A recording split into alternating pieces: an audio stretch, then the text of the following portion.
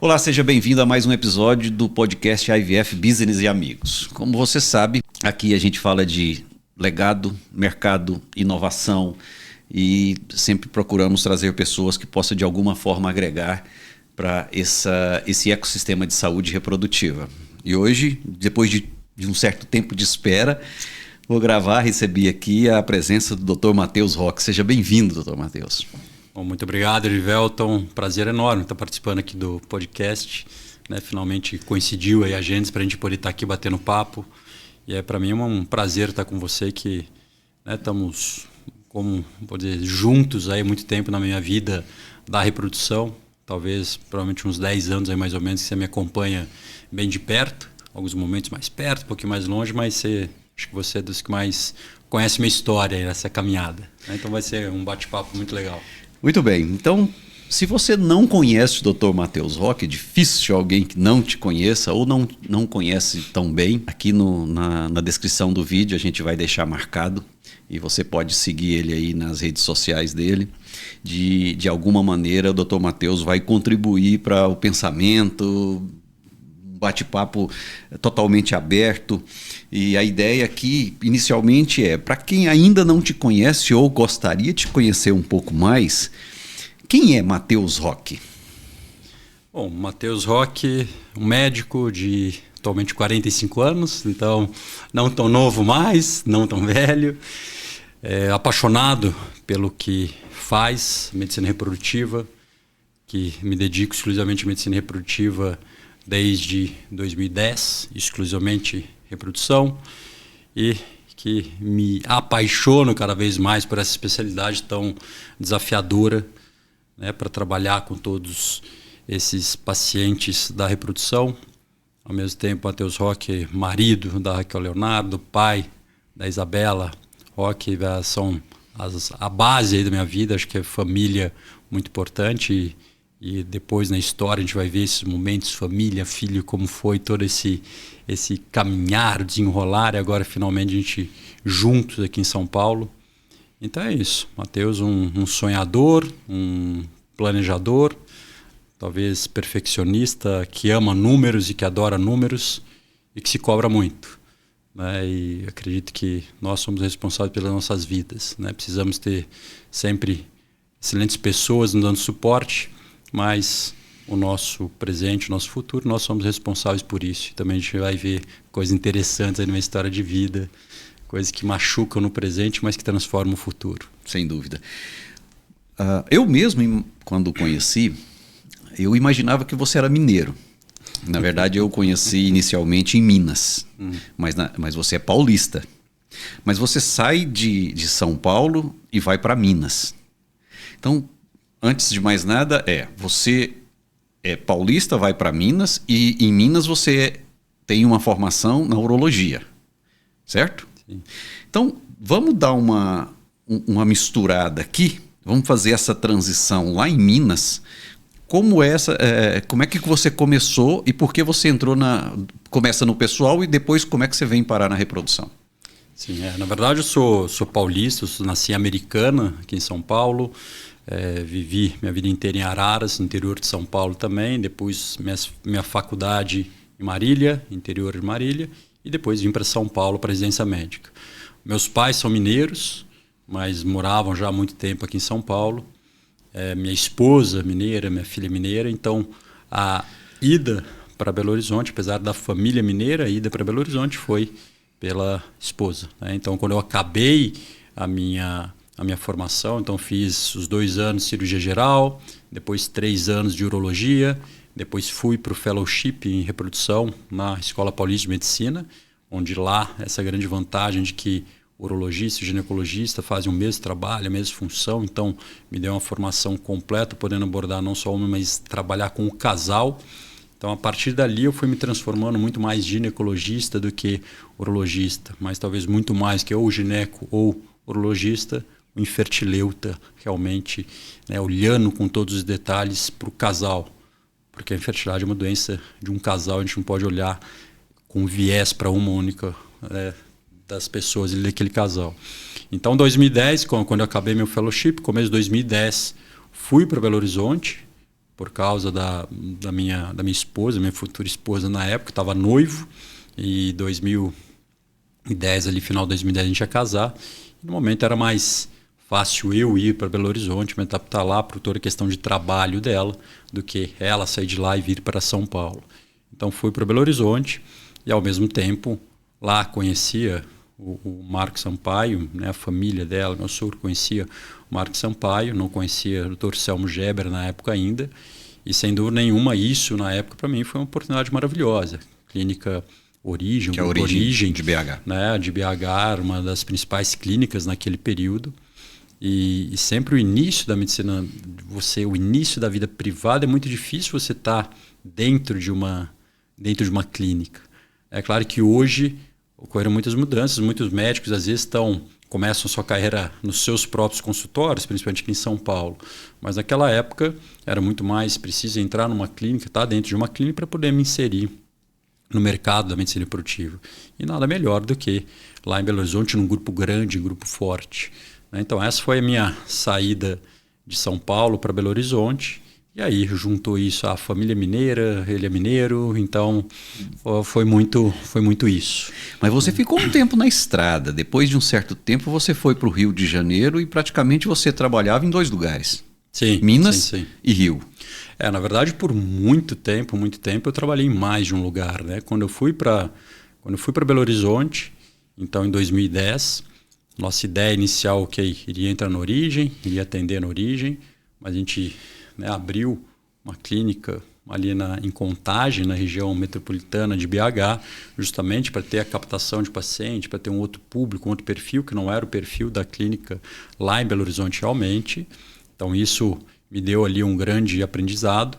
Mas quando eu fui para Belo Horizonte, o meu grande investimento, que eu acredito, era: eu estou tendo a oportunidade de estar numa clínica dessa, eu tenho que aproveitar isso aqui o máximo possível.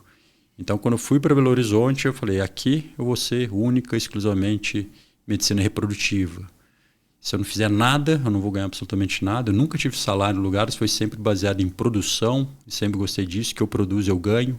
Se eu não produzo, eu não ganho. Então, mais uma vez, a responsabilidade é minha. Uhum.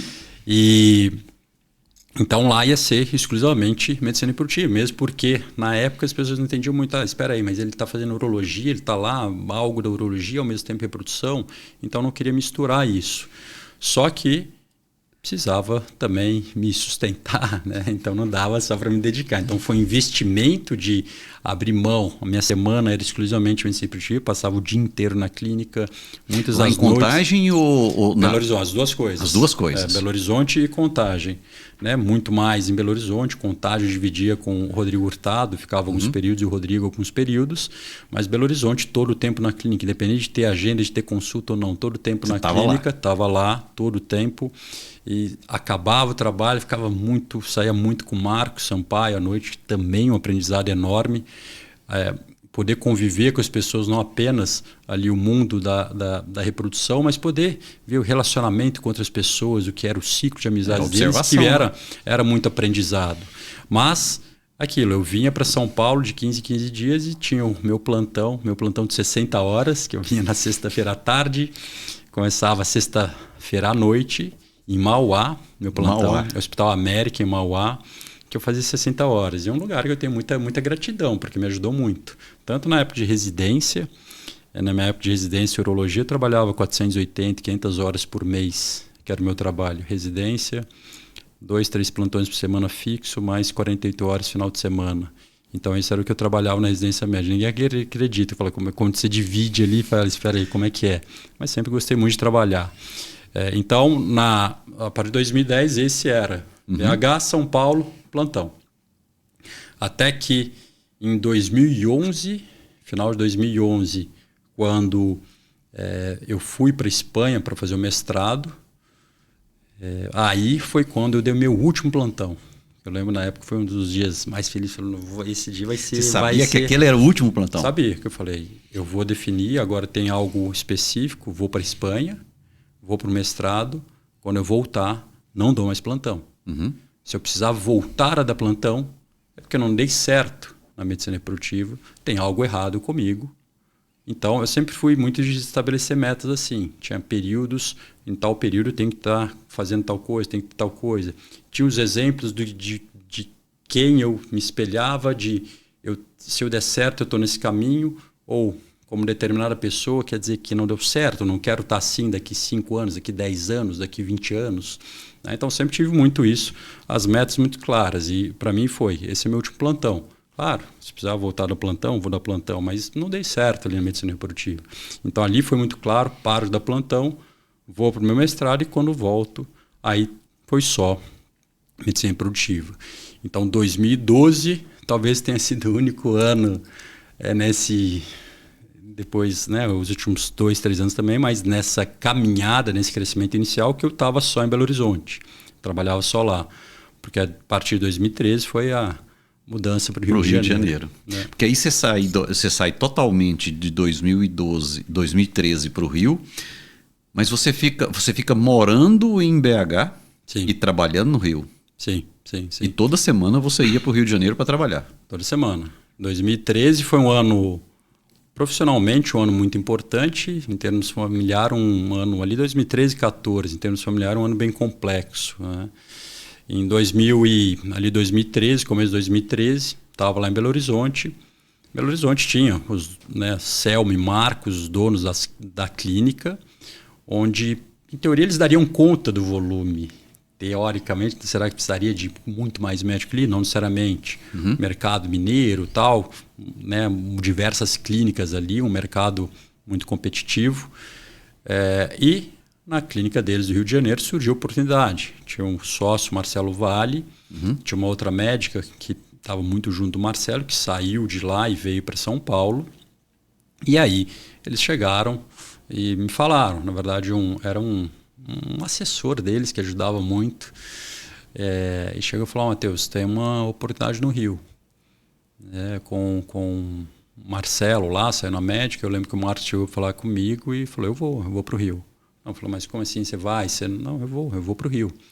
Fui, conversei com o Marcelo e num sábado fui eu e a Raquel, fomos para lá e defini: eu vou para o Rio, porque sabia que aquilo ali seria uma oportunidade maior de crescimento para mim.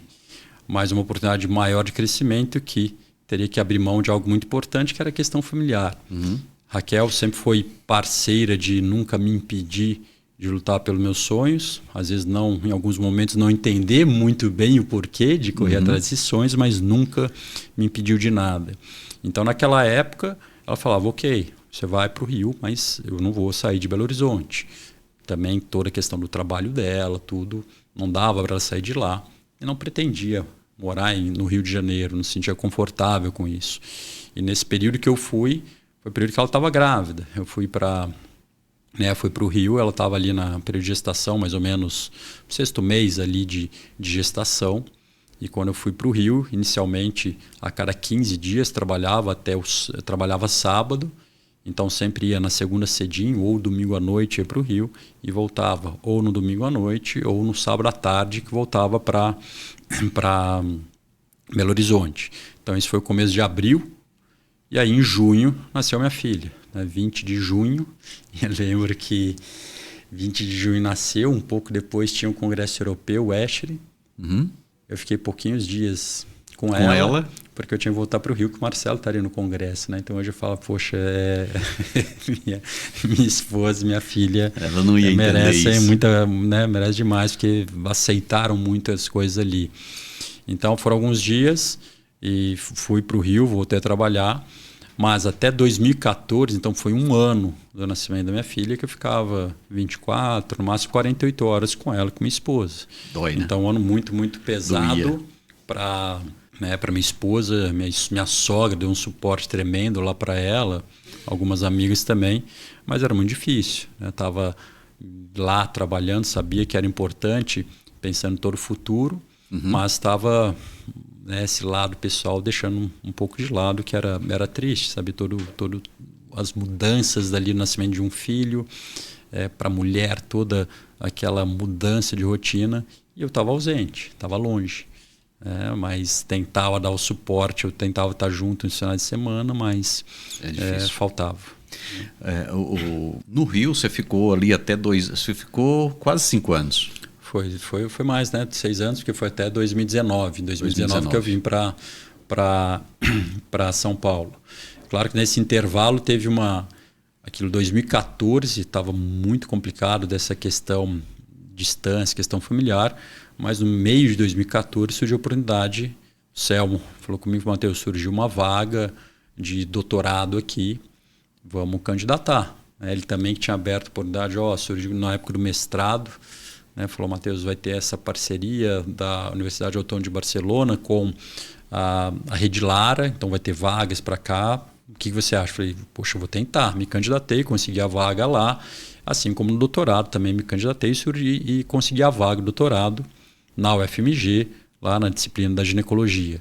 Então, aí foi no mês de 2014, eu precisava, muitos créditos eu consegui quitar por causa do mestrado, mas o início ali eu tinha que fazer os créditos. Então, 2 dias na semana, tentei ajustar da melhor maneira possível a questão dos créditos, mas 2 dias da semana eu precisaria estar em Belo Horizonte. Então, aí conversei com o Marcelo, no começo também foi meio complexo. Falei: Marcelo, poxa, é o doutorado e eu preciso estar em Belo Horizonte, 2 dias. Sei que foi um intervalo curto ali. Falei, 1 mês depois eu já tinha que estar em Belo Horizonte. Foi difícil para ele, né? Porque eu ficava o tempo inteiro com ele. De repente, falei: poxa, ele não vai estar mais aqui todos os dias comigo. Ficava 3 dias lá.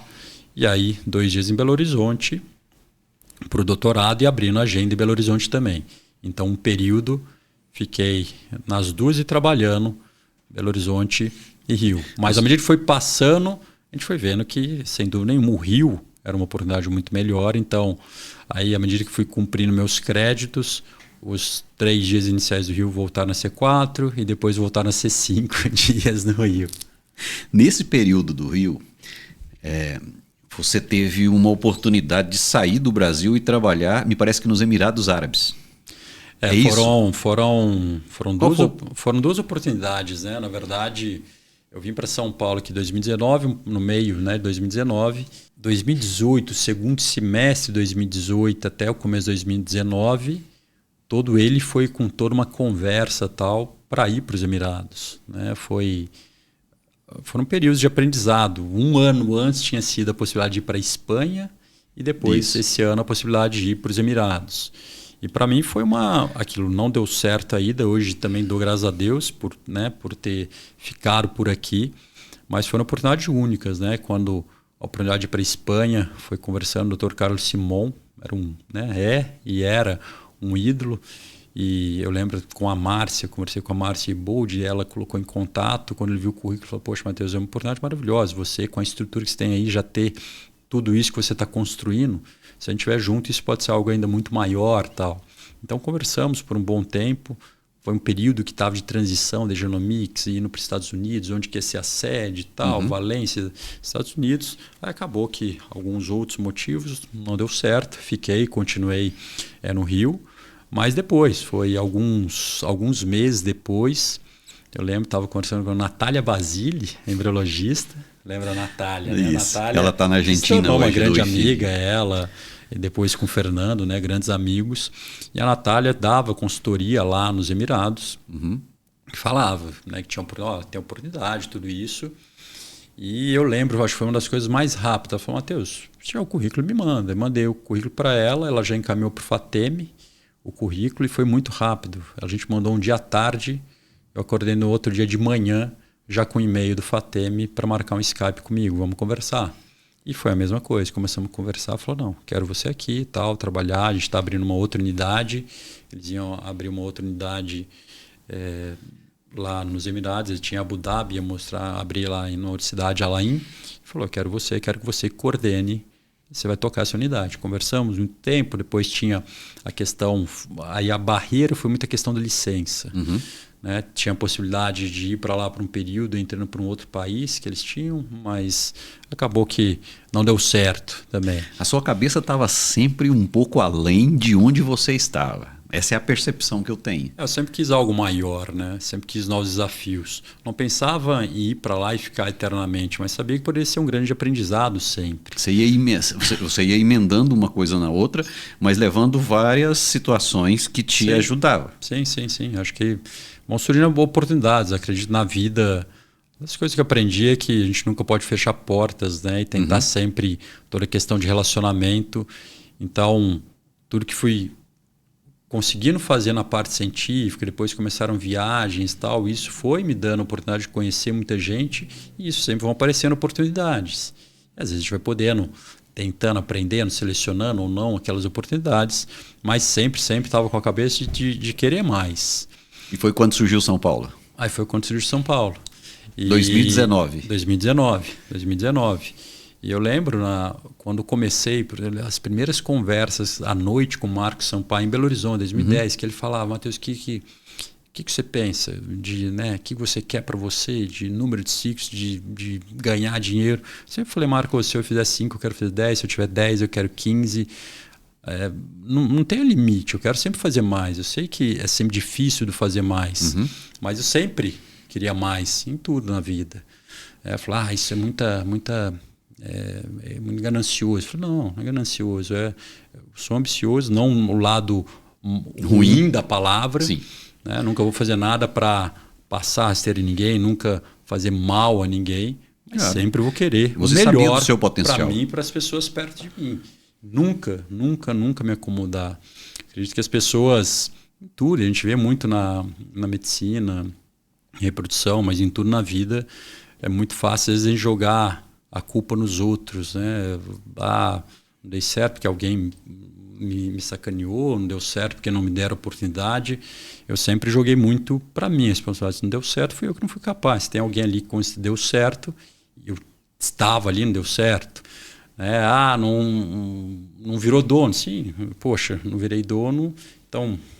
eles não me deram oportunidade. Não, eu que não fui capaz de convencê-los a me transformar dono. Claro. Então, sempre tentei jogar para o meu lado, mas nunca me acomodando. Sempre estando de olho em todas as oportunidades, todas as possibilidades que teriam e no mundo inteiro.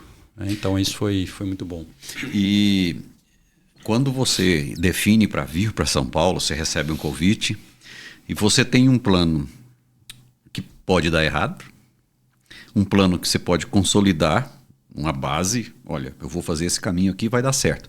Mas eu também você tinha um plano que você poderia superar. E analisando de quem está à distância, você superou e superou muito. Sim. Então, ou seja, do convite até essa superação, e depois você se torna sócio do laboratório, você esbarrou em dúvidas, medos, coisas que você não controlava, mas acima de tudo você acreditava no seu potencial. Você podia chegar. Com certeza. Quais foram assim, os gatilhos que você falou assim, eu vou confiar em mim e é possível que eu vou chegar assim? Sim. Todas as decisões que eu tive, essas mudanças todas, eu nunca tive dúvidas. Sempre falei, vou tomar essa decisão, se precisar eu volto atrás. Sempre foi isso. Mas não vou me arrepender de não ter tomado essa decisão. A questão da vinda de São Paulo, sem dúvida nenhuma, aquilo que era primordial, que a Raquel, que minha esposa, apoiasse minha decisão. Porque eu sabia que era uma decisão que qualquer outra pessoa que eu conversasse falaria que eu estava louco. Ninguém concordava com a minha vinda de São Paulo. Para onde eu viria. Isso é fato. Fato. Quando souberam da minha vinda de São Paulo, todo mundo falou, isso não vai durar, vai embora, não vai dar certo. Isso mesmo. Então isso é fato, isso é real. Todas as pessoas não concordavam. Com o tempo as pessoas começaram, algumas a aceitar, outras não. Vi que mudou muitas vezes de relacionamento, de coisas assim, de maneira geral. Mas eu tinha certeza que aquilo ali era o caminho. O caminho porque eu desejava. E aí a gente volta lá um pouco atrás e falar o que era o que eu desejava. Sempre difícil de falar, é o melhor, é o maior, tal, mas eu sempre lutei para tentar ser o mais completo possível. Eu sempre tenho uma competição comigo mesmo. Não é quero ser melhor que o X. Não, eu quero ser melhor do que eu fui ontem. E amanhã eu quero estar melhor do que eu fui hoje. Então sempre me cobrei muito e queria tentar ser o mais completo possível sempre. E aí eu lembro, voltando lá 2013, 2014, o Sandro Esteves, que também foi uma outra pessoa muito importante na minha vida, que me ajudou muito. Quando comecei a conversar muito com ele sobre aulas, como montar tudo isso, comecei a estudar muito, montar aula, curso de oratória, tudo isso, e pensando que no futuro eu queria ser speaker, laboratórios, tudo isso, e o Sandro já estava nesse mundo, e o Sandro falava comigo: Matheus, tem 3 coisas que são muito importantes para esse mundo, né? Ser speaker, você ser importante nesse sentido. E é muito difícil juntar essas 3 coisas. A pessoa tem que saber falar, então tem que ter uma boa oratória. Essa pessoa tem que ter um respaldo científico. Uhum. E essa pessoa tem que ter experiência, volume de tratamento, não só anos de estrada. Não adianta ter anos de estrada se eu não faço tratamento. Eu posso, às vezes, com um tempo curto de estrada fazendo tratamentos, às vezes tem mais experiência do que quem está anos e anos que não faz tratamento. Só que não existe esse perfil completo que cubra um grande volume de tratamentos, oratória e parte científica. Uhum. Toda vez que falo não existe isso, eu falo vai existir em algum momento. E eu queria ser essa pessoa. E hoje eu sei, quando você viaja o mundo inteiro como eu viajo, que são pouquíssimas pessoas que conseguem ter esses 3 pontos. Então, na época, eu já estava na parte científica, tinha feito meu mestrado, um pouquinho depois comecei o doutorado, já tinha as publicações, começaram a dar destaque, que me abriram portas. No que as publicações começaram a abrir portas, sabia de uma falha, uma fraqueza que eu tinha. Claro, adorava dar nessa parte da aula, não faculdade, mas apresentar coisas. Uhum. Mas desde minhas primeiras apresentações, acho que foi 2008, no Congresso Americano de Urologia, todas as minhas aulas eu gravava, todas. Tinha todas as minhas aulas gravadas. E depois eu sempre ficava assistindo e vendo como que estava. E as primeiras eles diziam, que legal, tal. Só que depois, quando comecei a estudar um pouco de apresentações, de oratória, ver body language, tudo isso, toda a importância disso. Aí comecei a estudar copy, todas as coisas, via que aquilo que eu achava legal estava muito ruim. Então via que tinha um déficit enorme nessa parte de apresentação, oratória. E aí você começa a reparar em todo mundo, você fala, caramba, grande parte dos professores tem esse déficit. Então fui para curso de oratória, comecei com oratória, estudando muito apresentação, tal, como que faria. Então, tinha a parte científica, tinha a parte treinando a parte da oratória, que surgiu a oportunidade, o convite para ser palestrante no Escher, 1 ano e meio de antecedência do congresso em 2015, no começo de 2014 convidaram, e quando convidaram eu vi que, poxa, vou estar lá, vou estar dando aula num plenário, o médico mais jovem ser convidado como invited speaker, né, no congresso europeu. Vou estar falando ali para os meus ídolos lá, milhares de pessoas me assistindo, preciso me preparar para isso. Então, eu tive 1 ano e pouco ali para me preparar, tanto como fazer apresentações e toda a oratória. Então, estava no Rio, comecei um curso de oratória lá, o Clube da Fala, que também foi muito legal. E comecei a inovar em apresentações, que na verdade no meu trabalho, do meu mestrado que apresentei em 2012, já foi fugindo da rotina das apresentações, que era tudo um mesmo padrão. Comecei a colocar analogias, depois comecei a colocar vídeos, começando a mudar essa maneira de apresentação, e isso foi abrindo portas. Estava num grupo grande na época, estava no Rio, que era interessante isso, quando estava, né, vai viajar, vai dar aula, de onde que é? É do Brasil, mas de onde? São Paulo ou Rio são as grandes cidades, né? Então estava no Rio e estava num grupo grande. Então tinha um respaldo de um volume de tratamentos, de um local, tudo isso, mas ainda não era o meu paciente. Então sempre soube aproveitar muito bem, absorver o máximo possível de tudo que se fazia naquela clínica, acompanhando todos os médicos, condutas, tudo isso, estudando e vendo tudo que tinha ali, colocando a ciência junto da prática, mas ainda não era o paciente meu, né? Tinha um volume, foi aumentando, mas ainda era um volume pequeno. Então, apesar de estar crescendo ali no Rio, sabia que o grande lugar para o terceiro pilar daquele tripé que o Sandro falava, volume. E aí foi quando surgiu a oportunidade de vir para São Paulo. Você falou, agora dá. Era uma oportunidade que, engraçado, eles nunca tinha pensado. E de repente apareceu a oportunidade, conversando com o Rodrigo, que foi interessante.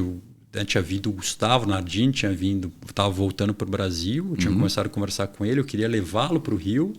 Acabou que não foi para o Rio, e aí ele falou, poxa, por que você não veio para São Paulo? E acabou que eu vim para São Paulo. Né? Então, conversei, já conheci o Rodrigo, mas a gente nunca tinha falado de trabalhar junto. E também foi outro ponto.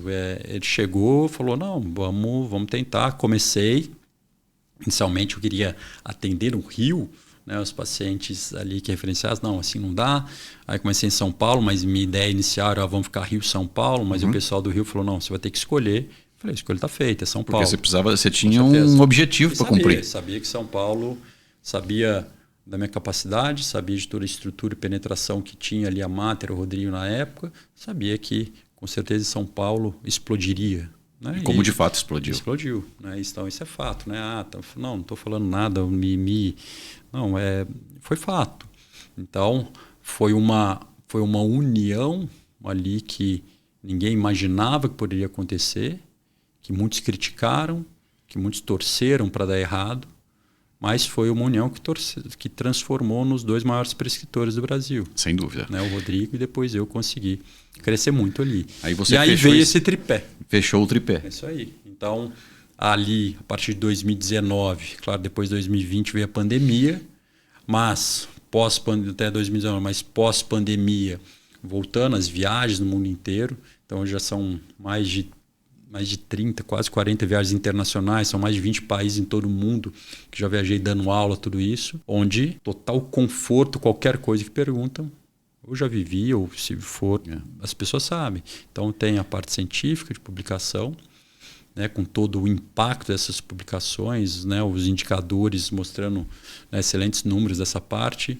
viajando o mundo inteiro dando aulas e tendo um volume de tratamentos que pouquíssimos médicos têm, não só no Brasil, mas em todo o mundo. Sem dúvida. Fechou esses 3 pilares. E aí abriu um pilar novo para você, que você se tornou um empresário. Sim.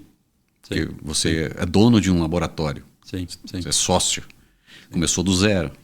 Sim. Isso estava no seu plano? Na verdade, eu sempre... Ou surgiu? Não, sempre sonhava, né, em ter em algum momento, ser dono de uma clínica ou de um laboratório. Até aquela época era muito clínica. A clínica era junto de laboratório. Né? Então, na época eu estava na Origem, sonhava em um dia ser sócio da Origem. Né? Sempre teve promessas, nunca se concretizou. Então, sempre sonhava. Tinha que ir lá montar o seu próprio do nada. Eu sempre imaginei que estando junto de alguém seria muito melhor, né? Juntando forças. Então, na vinda para São Paulo, existia a clínica Mater Prime, mas o laboratório sempre a gente usava fora. Tinha um volume absurdo de tratamentos. Não fazia sentido falar, ter o seu próprio laboratório. Vamos montar o nosso próprio laboratório. Sem dúvida. E aí eu lembro que nas viagens que eu fiz, quando comecei as viagens internacionais em 2017, em 2018 estava na Arábia Saudita, e quando vi um laboratório que na época para mim falou, esse aqui é o melhor laboratório, e um dia eu quero ter esse laboratório sim, que era com... Você já tinha mentalmente o que você queria. Com vidro, onde você via tudo, a transparência, né? Essa sensação de transparência, porque o laboratório, dentro do laboratório, realmente na cabeça do paciente parece um black box, né? Uma coisa escondida, ninguém sabe o que está acontecendo ali, é todo mundo escondendo. Eu falei, não, tem que ser o contrário, tem que mostrar o que está acontecendo ali, o que está sendo feito. E esse laboratório na Arábia Saudita, onde era tudo aberto, você via tudo lá dentro. Eu falei, então um dia quando tiver um laboratório, quando fizer parte do laboratório, é assim que eu quero, e assim, no Mater Lab, o vidro lá translúcido, que dá para ver tudo que o paciente passa, está indo para os procedimentos, sabe exatamente o que está sendo feito dentro do laboratório. Então tinha esse sonho, esse desejo, que foi transformando ali num projeto, e depois, com a vinda para São Paulo, aos pouquinhos a gente tinha essa dúvida, né? Eu conversava com o Rodrigo, e aí montamos, não montamos, tal, até que chegou o momento que montamos, juntando com os outros médicos importantes, o Gustavo, a doutora Juliana também, e o embriologista, o Rafael. E aí nós 5 montamos ali o Mater Lab, que se tornou em termos de uma unidade enorme realmente. Muito bom. Um outro projeto seu, muito interessante, que a gente acompanha aí, é o Fertility Car. Você é um esportista, é um hobby, você profissionalizou isso. Vamos falar um pouco sobre isso, mas o que é o Fertility Car? Isso é algo que eu nunca imaginava, nunca imaginava. Isso não estava no plano, não? Às vezes eu brinco com a Raquel, poxa, sempre sabia, desde Araras, quando eu era lá, moleque lá em Araras, sabia, um dia eu vou correr de Porsche e tal, mas... Você corria de kart? De onde surgiu o gosto pela corrida? Nunca corri, nunca fiz absolutamente nada de automobilismo, sempre gostei muito de esporte. Meu esporte sempre foi o tênis, e que me deu muito aprendizado. O tênis comecei até ali 14, aí com 15 anos, para mim foi a decisão mais difícil na minha vida. Foi quando eu falei, vou parar de jogar. Teve um motivo específico ali, mas falei, vou parar de jogar. Na época foi terrível para mim, mas hoje dou graças a Deus dessa decisão. Mas o tênis era um esporte individual que me ensinou muita coisa. E é aquilo que eu falo, nós somos responsáveis pelo nosso destino. Perdi o jogo, não fui capaz de superar o adversário. Sem dúvida. Mesma Foi melhor quadra, que você. mesma bola, mesmo tempo, mesmo vento. Sorte, bola na linha. Eu fui capaz. Ele se preparou melhor, ele é melhor que eu, ele tem mais. Então eu perdi o jogo. Então isso me ensinou muito. E ao mesmo tempo, agora, quando a gente pega o automobilismo, é um outro esporte que, ok, o tênis me deu toda essa base de tem que brigar com todas as forças, tem que me preparar da melhor maneira possível, tem que viver me superando. E automobilismo hoje que dá toda uma noção da importância de equipe.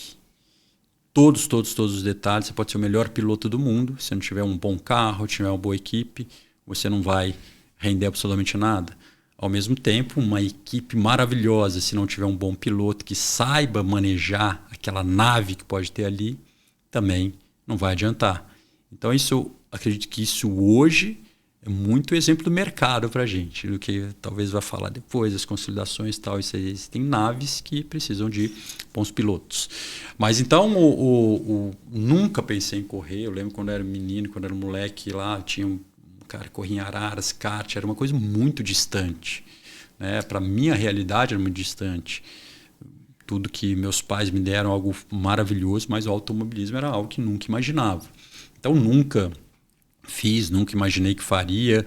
E aí, pós-pandemia, eu lembro, 2022, vez que eu comprei um primeiro carro esportivo, que eu falei, aí surgiu a oportunidade, tem lá ir fazer por um track day, ir na pista, com um carro. Falei, poxa, que legal, vamos ver lá como é que é. E nunca imaginei que estaria com um carro num autódromo. E aí quando fui, aquela, apaixonou. Você não sabe se e todo mundo fala, poxa, se vai para uma pista, se gosta de uma primeira vez, se apaixona, as pessoas falam, a casa caiu, porque você vai fazer de tudo depois para estar ali. Então, aí foi, e aí também comecei, falei, ok, gostei disso, agora tem que fazer bem feito, nunca fiz nada, tem que fazer bem feito. Então, um pouquinho depois, falei, vou fazer track days. Pensava, será que vou começar a correr? Mas vou fazer track day. Mas para fazer track day, nunca pilotei absolutamente nada. Contratei coach, fui atrás de coach. Preparo físico. O preparo físico começou antes do seguinte, mas essa época ainda que era o amador, que era o track day ali, o meu carro. Lembro um dos primeiros, conversei com o Vitor Batista, que até foi meu coach ano passado. Piloto maravilhoso, cara, pessoa maravilhosa. Começou a acompanhar, então ia no track day, ia com ele.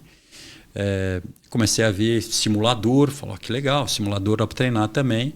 E então isso foi no segundo semestre de 2021, acho que segundo semestre de 2021.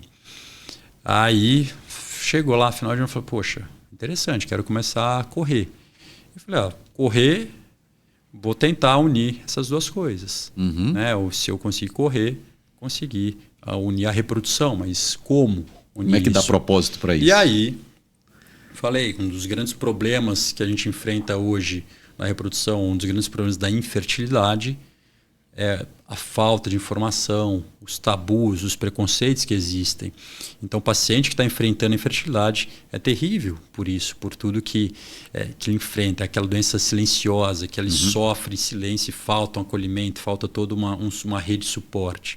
Falei, ótimo, então vou tentar fazer com que o automobilismo é um esporte, tem exposição na mídia, tudo isso, tentar trazer voz para essa doença. Que aí surgiu o carro, que o ronco dos motores traga voz a uma doença silenciosa. Esse é o Essa lema. frase é o a lema frase, né? ali do Fertility Car. E aí com o tempo foi, além esse lema, ok, precisamos trazer voz, mas também a gente precisa não só trazer voz, mas também transformar os sonhos em realidade. Então, inicialmente foi lutar pela informação, mas depois senti que faltava algo, que era a inclusão. Então, surgiu com a luta da informação para depois a inclusão. E aí conheci, nesse período, o pessoal da Porsche, que eu falei, poxa, ali eu quero estar ali, meu sonho. Meu sonho recente, nunca foi do passado, mas eu quero estar ali. E ali é o melhor lugar para estar, o desafio. E aí comecei realmente a me dedicar e aí treinar a parte física, treinar simulador, Eu tinha 1 ano de pista contra as pessoas que a vida inteira viveram aqui, apesar de amadores, mas que correram kart, já tinham feito diversas outras coisas. Então tinha que tentar tirar essa desvantagem. Então foi aí dedicando. Mas você fez isso muito rápido, porque você passou a ganhar corridas, você começou a ficar bem ranqueado. Sim, foi rápido. Aí, no final de 2022, final de 2022 foi a primeira vez que andei num carro de corrida, realmente um carro preparado, que é totalmente diferente de um carro de rua, mesmo que seja um esportivo de rua. Então, a primeira vez, final de 2022. A gente estava no meio de 2020, final de 2021, 2022 tiveram lá 2 treinos que fiz, aí até que o ano passado eu comecei a correr, né, realmente na Porsche Cup.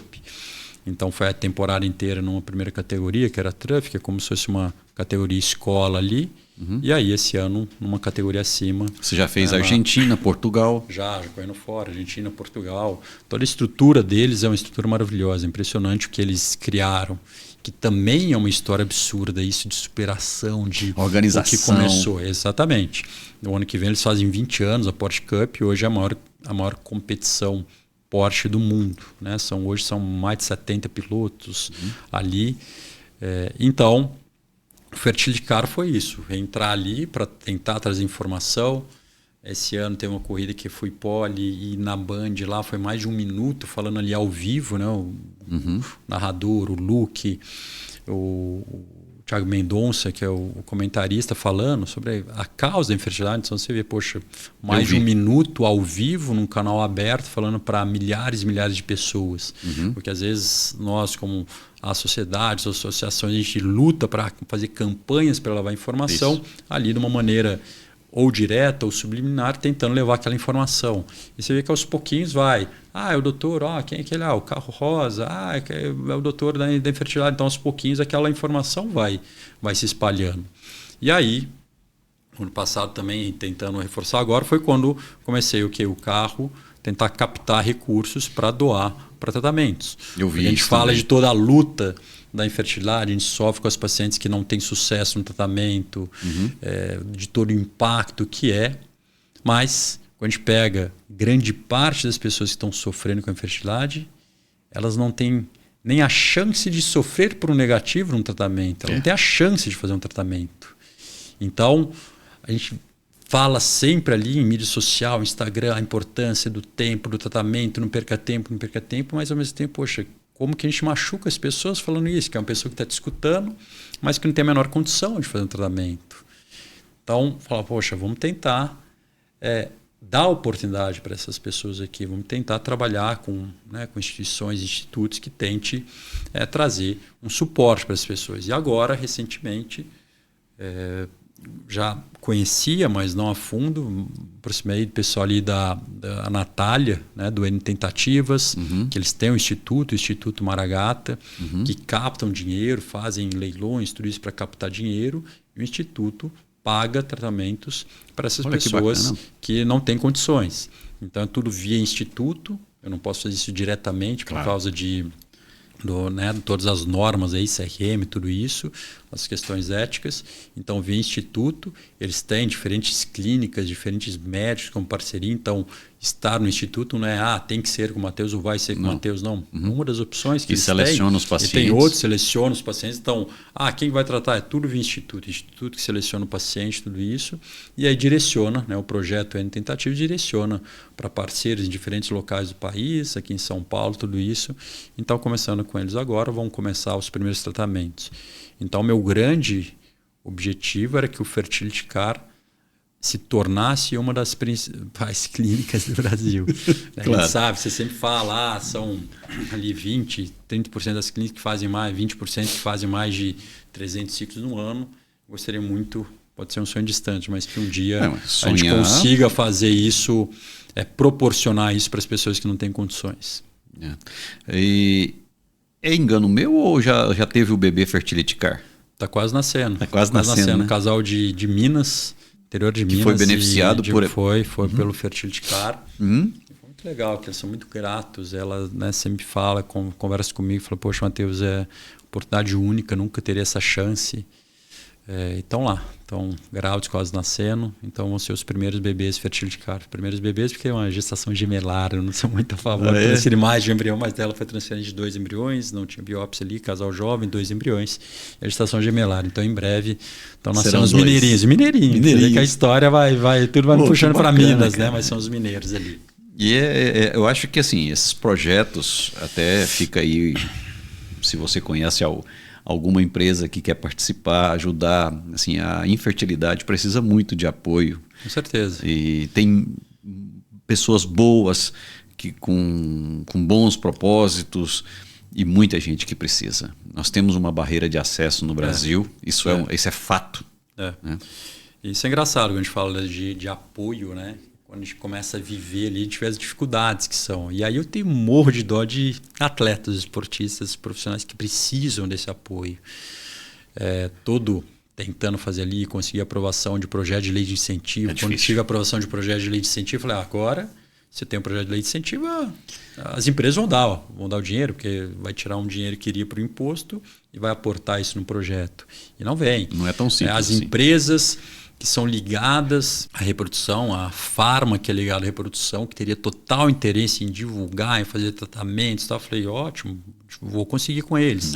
Não tem, porque tem diversas barreiras, compliance, tal, muita coisa que impede. Então, aos pouquinhos foi ali, aos trancos e barrancos, as pessoas também falando, no começo era meio que piada, vai ser piloto, vai ser não sei o quê, davam risada e tal. A maioria não acreditava. E fui ali lutando, claro, com o apoio de algumas pessoas, o pessoal da Porsche sempre dando todo o suporte. E agora começaram os patrocínios para o carro, realmente, o que deu, né, uma retaguarda muito boa, um respiro e que vai dar para ajudar mais. Ótimo. Então espero que a temporada 2025 seja muito produtiva também. Que bom, tomara que tenhamos mais de um Fertility Car, quem sabe uma equipe. Vamos ver, um dia vamos ter. Ô Matheus, e como é que é a sua visão? Hoje você é um empresário, você é dono de laboratório, está aí nos top 2, top 3 dos caras que mais fazem tratamentos, talvez top 1, 2, 3 também do cara que mais publica, talvez o top 1 do cara que mais faz palestras internacionais, convidado para programas internacionais, o cara que mais viaja, talvez o cara que mais conheça clínicas no mundo inteiro, né? Como é que está a sua visão para esse movimento de consolidação? A gente tem uma estimativa hoje que nós estamos próximo de 30% dos ciclos na mão de Private Equity. A gente tem um estudo que projeta que possivelmente até o final de 2026 possamos chegar a 70%. Nos Estados Unidos já passou de 70%. E como é que você vê isso? Qual a sua visão desses movimentos? Minha visão é que é algo maravilhoso para o mercado. Uhum. Não quer dizer que todo médico, toda clínica precise estar dentro de uma consolidação, né? Mas acho que todo médico, toda clínica deve pensar na possibilidade de estar dentro de uma consolidação. E para mim, como o mercado em si, eu vejo com bons olhos, porque a gente vê a chacoalhada que deu no mercado. É claro, era muito próximo de você, então você há muito tempo já falava, né? Os tubarões vão chegar, o ano vai chegar, e chegaram. Eu, particularmente, sempre fui muito a favor, sempre pensei muito em estar num grupo, num grupo consolidado. Acredito que aquilo ali traz muita força. Eu lembro quando eu vim para São Paulo, falava, gente, eu quero ser o maior do mundo, não quero ser só o maior do Brasil, quero ser o maior do mundo. E ser o maior do mundo tem que estar num grupo grande, num grupo consolidado. Uhum. Acredito que a consolidação não faça mágica, né? Então a consolidação não vai fazer necessariamente um médico se tornar um grande médico. Não. Mas um grande médico pode ter todos os benefícios ali de uma consolidação. Uhum. Então, mais uma vez, acho que se a gente interpreta aquilo ali da boa maneira, tudo tem os lado bom, lado ruim, mas sabendo aproveitar as boas coisas ali é algo fantástico. E ao mesmo tempo, se não está dentro de uma consolidação, aprender com erros e acertos ali das consolidações. Mas sem dúvida nenhuma, o processo aí que começou com a XP movimentou totalmente, né, chacoalhou todo mundo, as pessoas tentando se preparar, preciso me preparar para poder entrar nisso, talvez já tarde. Ao mesmo tempo, o grupo que já existia, né, que já era, maior, em termos de grupo, maior grupo Huntington, com essa formação, começou a se mexer também, então foi uma movimentação muito boa. Teve a oportunidade de surgir um terceiro grupo que infelizmente não caminhou, que eu acho que seria muito bom ter mais um player muito forte. Então, para mim, isso foi muito bom, independente se, por exemplo, a gente entrar ou não entrou, outras pessoas que estejam dentro ou não, mas para todo mundo se profissionalizar. Acredito que o mercado de reprodução é um mercado maravilhoso, mas talvez a gente conduzisse muitas coisas de uma maneira mais amadora. Você conhece todas as clínicas, então às vezes é muito aquilo. É o médico que tem uma clínica, mas é meio consultório, não é um negócio, é meio que um consultório. As coisas se confundem, o que é parte médica, o que é parte clínica, o que é a parte laboratório, tudo ali se mistura, se confunde e tal. Então, em termos de gestão, a gente tinha sempre muito a aprender, muito a profissionalizar. E acredito que essas consolidações fizeram com que as pessoas corressem atrás de toda essa profissionalização, de poder melhorar a gestão de todos os lugares. Então vejo minha opinião sobre as consolidações. Acredito que a consolidação, quem vai ser consolidado, as grandes consolidações, não vejo como uma... É muito difícil a gente pensar num crescimento orgânico. Estou consolidado, vou aumentar o número de ciclos. Vejo muito mais as consolidações melhorando a eficiência do negócio. Então, como número, muitas vezes melhorar a rentabilidade, tudo isso por eficiência. Mas não necessariamente, e aí acredito que é muito... Essa talvez seja uma visão diferente minha em relação a quem está entrando nas consolidações. Muitas vezes a gente vê pessoas, clínicas sendo consolidadas com aquela grande esperança. Vou estar nesse grupo, agora eu vou crescer. Ao mesmo tempo, quem está consolidando, acredito que a visão errada de que vou comprar esse, que estando conosco eles vão crescer. A gente viu que isso não é fato. A gente já conversava sobre isso, nossa opinião é muito parecida. Acredito que hoje cada vez mais mostra aquilo, voltando lá do automobilismo. A consolidação é aquela equipe maravilhosa, tentar montar aquele carro maravilhoso, mas se não tiver o bom piloto, vai ser difícil o crescimento. Então, a medicina reprodutiva é muito diferente das outras especialidades. A oncologia que foi consolidada, a oftalmo que foi consolidada, é muito diferente. Porque a medicina reprodutiva no Brasil, alguns países do mundo também, não são todos os lugares que aceitam marca exclusivamente. Eu não estou indo exclusivamente naquele lugar por causa da marca. Isso. Ainda é muito importante o médico. Muito. Muito importante. Então não adianta eu só vou comprar, se eu não tiver esses médicos que têm um volume. Então, para mim, o futuro ainda das consolidações, hoje é muito centrado em compras de grandes das clínicas, mas acredito que ainda vai ter a mudança de que tenha que ser, não é um M&A de um médico da pessoa, mas as consolidações vão ter que mudar para as pessoas físicas. Esse é meu ponto de vista, que essas são as grandes diferenças que podem sim ser exemplo dentro dessas estruturas para a criação de novos médicos. Meu ponto de vista também não é menosprezando ninguém. Para mim, alguém que está ali no mercado há 10, 15 anos que não deslanchou, meu ponto de vista, não vai deslanchar. Não vai deslanchar. Meu ponto de vista, já perdeu o time, já perdeu o ponto. Inclusive, a gente tem uma análise, uma visão de mercado que é o seguinte: nós estamos passando por um processo de transição. Nós temos um público deste mercado que está num processo de saída, numa questão de tempo. E nós temos hoje uma porta de entrada grande. Nós temos hoje 15 cursos. Sim. Pós-graduação na especialidade de reprodução assistida, com conexão com o MEC. São 15. E a gente tem estudos, já fizemos esse estudo, que com mínimo de 10 nesse curso de pós, você precisa de 10 para empatar, para dar break-even. Mas a gente tem cursos com 25, com 30 e assim por diante. Assim como a gente tem cursos com 8. Sim. Mas nós temos 15. Então nós temos hoje entre 150 e 200 novos pós-graduandos nesta área, somente na parte clínica, entrando no mercado. Então nós temos um grupo num processo de saída, uma porta que está um pouco mais larga de entrada e um grupo do meio. Eu, certo ou errado, coloco você e a sua geração nesse meio. Porque você já saiu de 0 para 100, de 100 para 200, para 300 e assim por diante.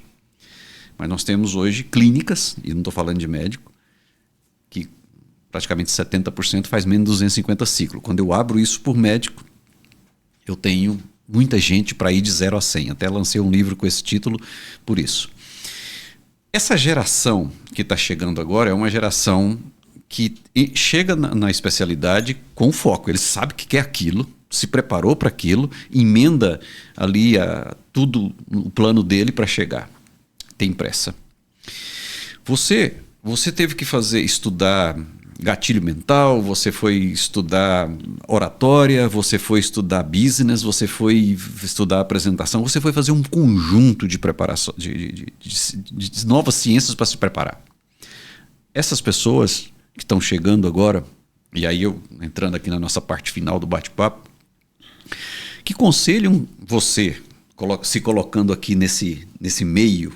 Você tem uma geração que consolidou, uma geração que vai ficar aí ajudando, ensinando, tem a sua geração, e você tem essa geração de gente chegando.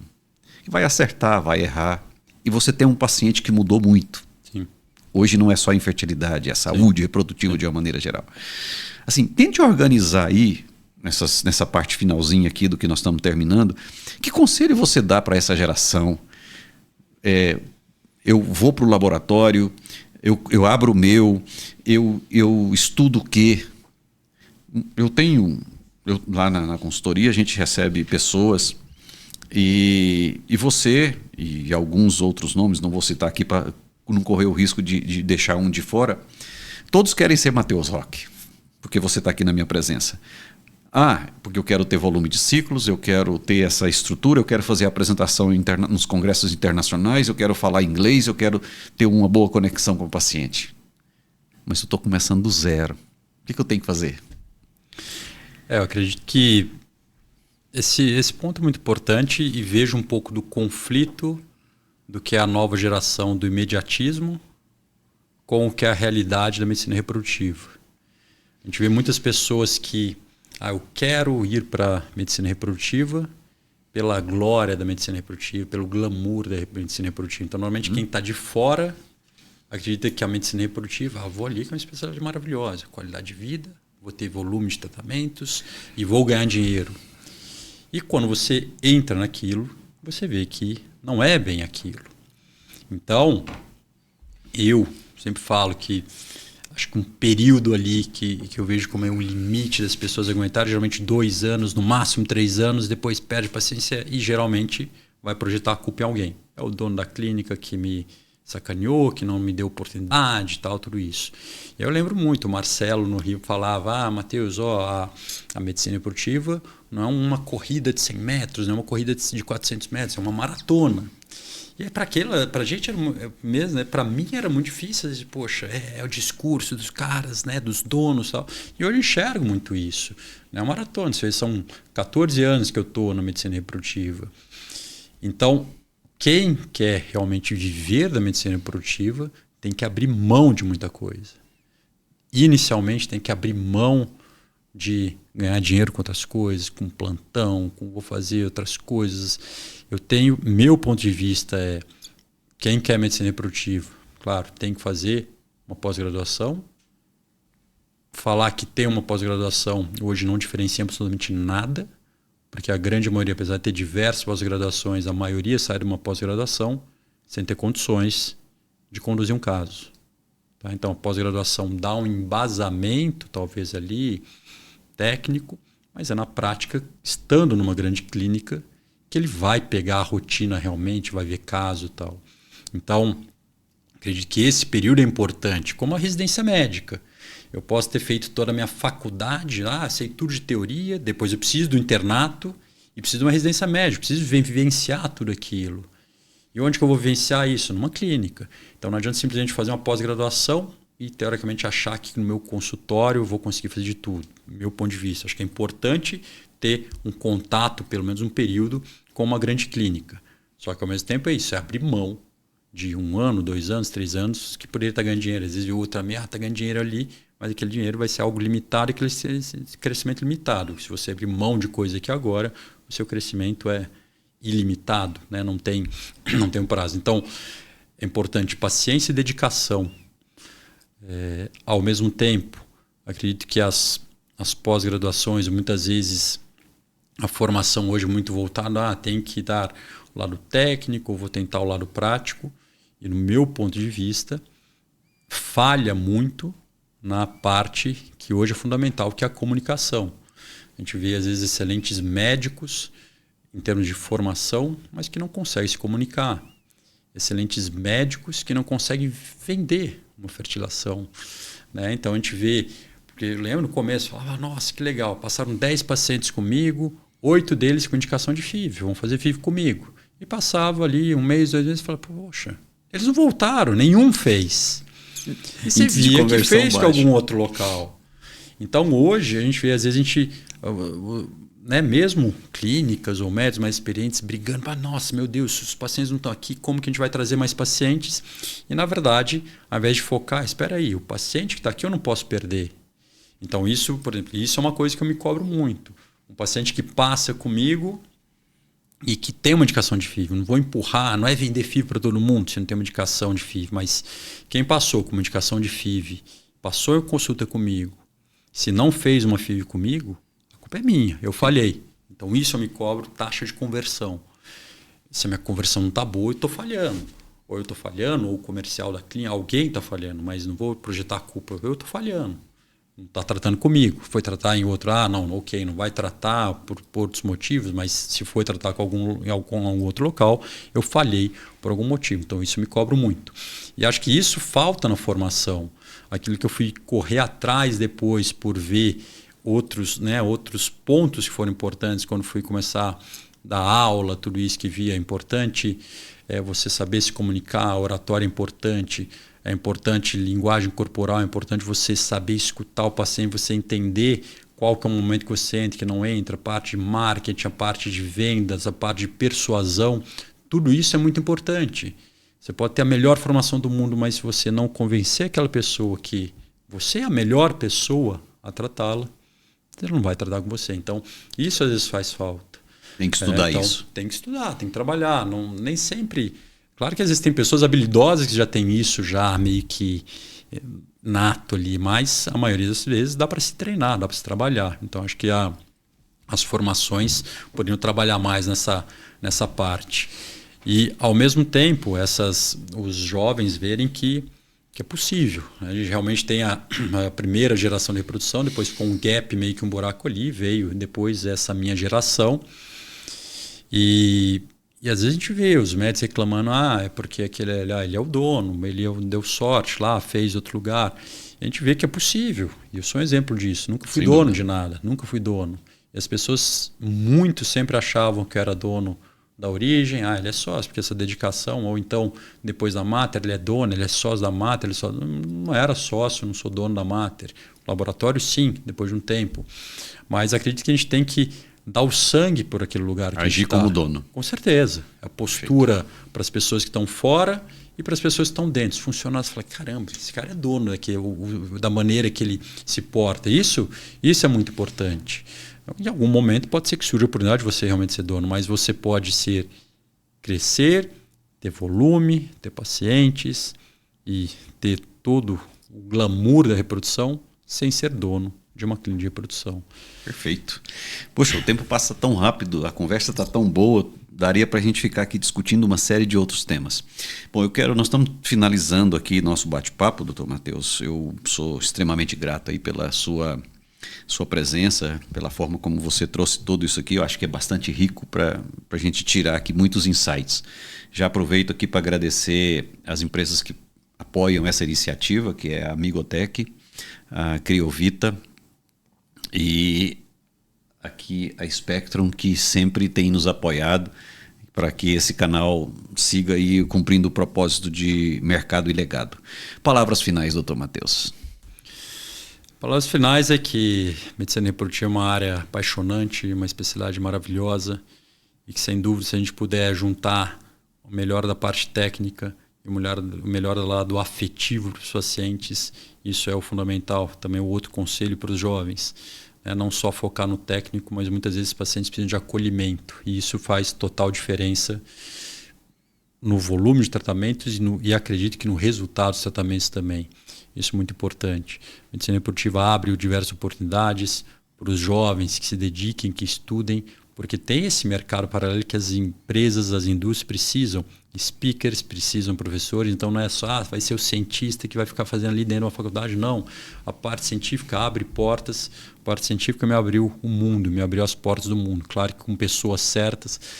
A sorte apareceu para mim, Sandro Esteves, Diego Escurra, mas a sorte apareceu em um momento que eu estava preparado para aquela sorte. Diversos outros tiveram essa sorte batendo na porta deles e não estavam preparados ou não souberam aproveitar essa oportunidade. Então, para que nunca fechem portas e que sempre, sempre acreditem nos sonhos e lute pela realização dos sonhos.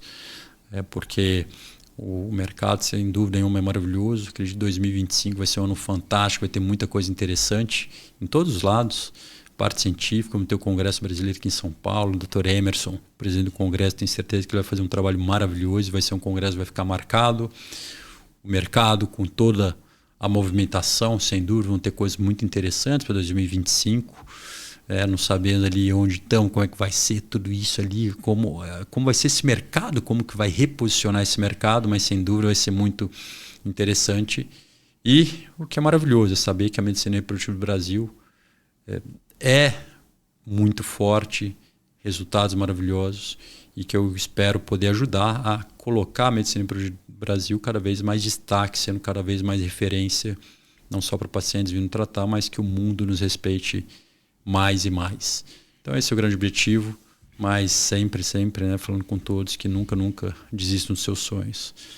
Muitas vezes vão falar que é besteira, muitas vezes vão te jogar para baixo, vão querer puxar seu tapete, mas se você tiver convicção, tiver pessoas certas do seu lado, esse caminho vai ser maravilhoso. Às vezes demora, mas se você tem um sonho, está convicto daquilo, nunca desista, esse sonho vai se transformar em realidade.